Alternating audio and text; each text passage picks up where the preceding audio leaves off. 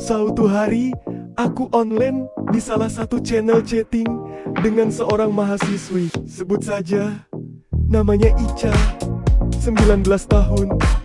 Bukan nama sebenarnya. Dia adalah seorang pejabat di salah satu instansi di Jawa dan sedang menjalani kuliah di salah satu universitas favorit di kota. Perkenalan ini berawal dari seringnya aku online bersama Ica.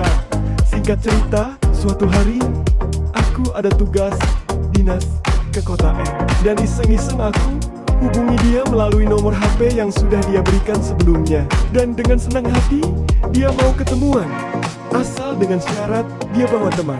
Walhasil, aku ketemu dia di salah satu kafe di daerah kampus yang berada di pinggir kota. Hei, kamu Ica, sapaku. Hei, dan dia sambil menjawab, Ica mengulurkan tangannya. Kenalin, ini temanku Doni. Sambil mengenalkan temanku. Oh, ya, kenalin juga, ini temanku Rida, kata Ica mengenalkan temannya. Sepintas terlihat Ica adalah sosok seorang gadis model karena bentuk tubuhnya sangat semampai dengan ciri 167/45, sehingga tidak begitu nampak sebagaimana gadis-gadis yang aku kenal. Lamunanku buyar saat Ica menawarkan menu yang mau dipesan. Diwai, kamu mau makan apa? Tanya Ica. M. Terserah deh, jawabku gugup. Kenapa? Kok nervous gitu? Tanyanya manja. Wah, dadaku berdetak keras saat dia panggil aku dengan kata se. Tetapi aku cepat menguasai keadaan dan bersikap seperti nggak ada rasa GR dengan panggilan yang aku kira sangat romantis banget. Tidak kok, tidak apa-apa, aku ngikut aja, jawabku datar. Dari pertama kita ketemu di chatting, aku terbuka saja dengan status aku yang sudah married, dan ternyata di luar dugaan Ica bisa menerima hal itu karena memang dia menyukai cowok yang lebih dewasa. 2 jam lamanya kami berempat ngobrol apa aja yang bisa dibicarakan, baik tentang kuliahnya, masalahnya, sampai akhirnya waktu menunjukkan pukul 21:01. Akhirnya aku menawarkan diri untuk mengantar balik ke kos-kosan. Ica, sudah malam nih, ayo aku antar balik, ajakku. Oke dah Mas Dendi, jawab Ica singkat sambil bangkit dari duduknya. Setelah aku bayar di kasir, aku bergegas menuju mobil starletku yang butut kedinginan di luar kafe. Dan minggu depan aku mau ke Surabaya, kata Ica. Oh ya, dalam rangka apa? Tanyaku. Mau ketemu kamu? Kamu ada waktu kan? Jawabnya tersenyum. Jantungku terasa berhenti ketika Ica bilang seperti itu. Aku langsung berusaha menguasai situasi. Oh, pasti bisa lah, asal kamu kabarin sehari sebelum datang, pintaku. Oke deh, antar aku hubungi kamu Mas, kata Ica. Terus, kamu mau datang sama Rida atau sendirian? Tanya. Sendirilah Mas, masa iya sama temanku, kan nggak romantis, jelas Ica. Tanpa terasa, sampailah di depan tempat kos Ica. Selamat malam, kataku. Terima kasih ya Mas, sampai ketemu minggu depan, Ica mengingatkan. Oke, jawabku singkat. Dan setelah itu, aku langsung tancap gas balik menuju ke Surabaya dengan perasaan yang masih bertanya-tanya, dengan ucapan Ica yang sedikit romantis. Tetapi sebandel apapun aku, setelah pertemuan pertama dengan Ica, dan sesuai janji dia, Kamis siang, Ica menelpon HP-ku. Ringtone dengan lagu Dilema Celulerku berbunyi. Dan saat aku lihat layarnya, ternyata 081252X, nomor Ica. Mas Dendi, besok aku berangkat sepulang kuliah, bisa jemput nggak? Tanya Ica. Oke bisa, jam berapa? Balas aku bertanya. Mungkin dari Surabaya pukul 18, jawab Ica. Lo emang kamu mau langsung balik? Selidik. Aku, tidak lah Mas, Aku kan ingin ditemanin Mas Dendi semalaman jelasnya. Alamak si Ica ini bikin aku berpikir yang enggak. Gitu? Oke, Sapa? Takut tantangku. Oh, sampai besok. Seiring kata itu, HP-nya langsung dimatikan.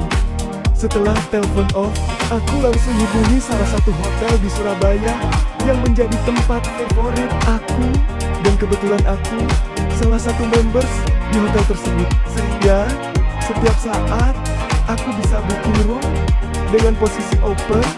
Hari Jumat pukul 18 tepat aku sudah nongkrong di jok mobilku di parkiran terminal Bungur Asih. Dan selang 5 menit celulerku berbunyi. Mas, kamu di mana? Suara Ica.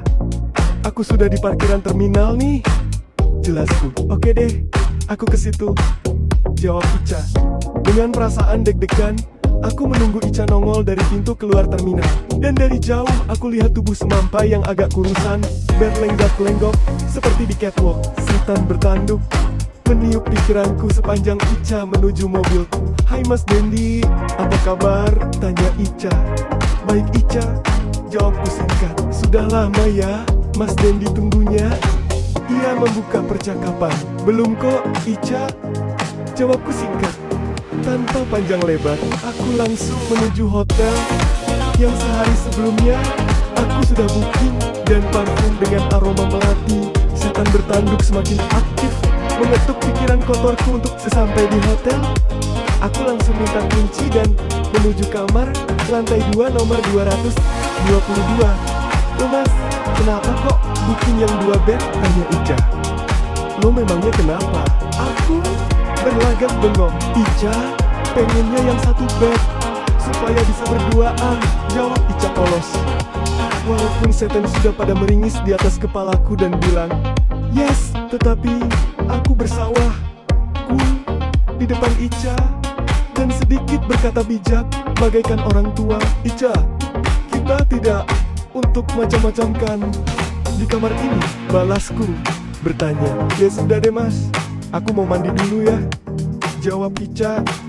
Kesal 15 menit lamanya Ica mandi. Akhirnya pintu kamar mandi terbuka. Dan begitu kagetnya aku ketika Ica hanya mengenakan daster yang tipis. Aku suka kamu, kata Ica sambil melanjutkan ciuman mautnya. Aku tidak bisa menjawab sepatah kata apapun. Makasih mas, kamu memberikan apa yang selama ini aku impikan, kata Ica. Selama ini pacarku tidak pernah memberikan ini semua. Asal dia sudah keluar, ya sudah, tanpa harus mikirin aku. Jelas Ica. Malam itu kami tidur berpelukan sampai pagi. Aku sudah tidak ingat lagi berapa kali memberikan kepuasan terhadap Ica. Akan tetapi yang membuat diriku bangga adalah aku bisa memberikan kepuasan kepada pasanganku. Karena buat aku bukan milik pria seorang, tetapi milik kedua pasangan yang melakukannya. Paginya Ica membangunkan aku tepat pukul 6 mas. Antar aku ke terminal ya, aku harus balik nih, pinta Ica. Oke, yuk kita segera bersiap-siap, ajakku. Mas, kamu janji ya berikan aku seperti ini setiap aku mau, kata Ica. Ya sayang, selama kamu mau, aku akan berikan, jawabku penuh harap. Sambil berkata demikian, kita berdua menuju kamar mandi untuk mandi bersama. Dan di kamar mandi, untuk sekali lagi kita melakukan hubungan yang sangat fantastis di bawah guyuran shower. Dan entah berapa kali Ica mereguk kenikmatan saat itu. Yang pasti hari itu begitu hebat permainan yang aku lakukan dengan Ica. Setelah siap, aku check out dan meluncur ke arah terminal Bungur Asih. Kamu hati-hati Ica, sambil aku kecup keningnya. Terima kasih mas untuk permainan semalam dan tadi pagi, kata Ica. Terima kasih, kamu memang luar biasa mas, puji Ica. Akhirnya tubuh Ica yang semampai bergegas meninggalkan mobilku untuk menuju ke antrean bus menuju kota. Lambaian tangannya berkali-kali melambai seiring dengan tubuhnya yang hilang ditelan keramaian terminal.